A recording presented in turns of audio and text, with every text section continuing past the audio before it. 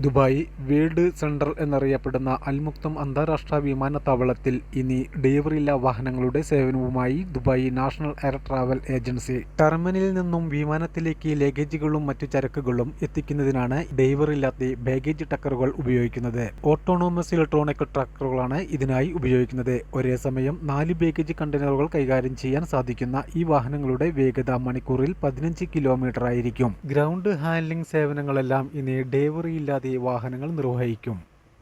ഇതിനായി 6 ഇലക്ട്രിക് ട്രാക്ടറുകളാണ് വികസിപ്പിച്ചിരിക്കുന്നത്. സ്വയം പ്രവർത്തിക്കുന്ന ഈ വാഹനങ്ങൾക്ക് കാര്യക്ഷമതയും സുരക്ഷയും പുതിയ പദ്ധതിയിലൂടെ അപകടങ്ങൾ പരമാവധി നിയന്ത്രിക്കാനും സാധിക്കും. ലെവൽ 3 ഓട്ടോമേഷനിലാണ് വാഹനങ്ങൾ നിലവിൽ പ്രവർത്തിക്കുന്നത്. 2026 ലെവൽ 4ലേക്കും ഉയർത്താനും പദ്ധതിയുണ്ട്. ഏകദേശം 6 മില്യൺ ദിർഹംസാണ് ഈ പദ്ധതിയുടെ ചെലവ്. ലോകത്തിലെ ഏറ്റവും വലിയ എയർപോർട്ട് എന്ന ലക്ഷ്യത്തിലേക്ക് അടുക്കുന്ന വിമാനത്താവളത്തിന്റെ പ്രധാന സവിശേഷതയായി ഇത് മാറും. ബാഗേജ് ട്രാക്ടറുകൾ സർവീസ് നടത്തുന്നതോടെ ഗ്രൗണ്ട് ഹാൻഡ്ലിംഗ് ജോലികൾ നിർവഹിക്കുന്ന ജീവനക്കാരെയെല്ലാം വിമാനത്താവളത്തിലെ മറ്റു ചുമതലകളിലേക്ക് മാറ്റാനാണ് അധികൃതർ ലക്ഷ്യമിടുന്നത്.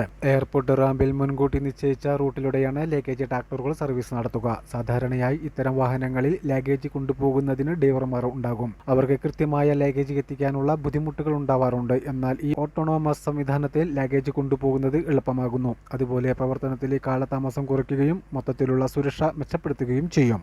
ഗ്രൗണ്ട് ഹാൻഡ്ലിംഗ് ജീവനക്കാരെ മറ്റു പ്രധാനപ്പെട്ട ജോലികൾക്ക് നിയോഗിക്കാൻ കഴിയുന്നതോടെ കാര്യക്ഷമത വർദ്ധിപ്പിക്കാൻ സാധിക്കുമെന്ന് ഏജൻസി പറയുന്നു. ഇത് ദുബായ് നാഷണൽ എയർ ട്രാവൽ ഏജൻസിക്കും വ്യോമയാന മേഖലയ്ക്കും ഉണ്ടായ പ്രധാന മുന്നേറ്റമാണ്. ഓട്ടോണോമസ് വാഹനങ്ങൾ പരീക്ഷണങ്ങളിൽ ഒതുങ്ങി നിൽക്കുമ്പോൾ ഇവിടെ സാങ്കേതിക വിദ്യയെ ദൈനംദിന പ്രവർത്തനങ്ങളിലേക്ക് എത്തിക്കാൻ കഴിയും. മികച്ചതും സുരക്ഷിതവും കൂടുതൽ സൗകര്യപ്രദവുമായ ഇൻഫ്രാസ്ട്രക്ചർ കെട്ടിപ്പടുക്കുന്നതിൽ ഇത് പ്രധാന പങ്ക് വഹിക്കും. UAE airport operation divisional senior vice president Jafar Dawood വിലയിരുത്തി.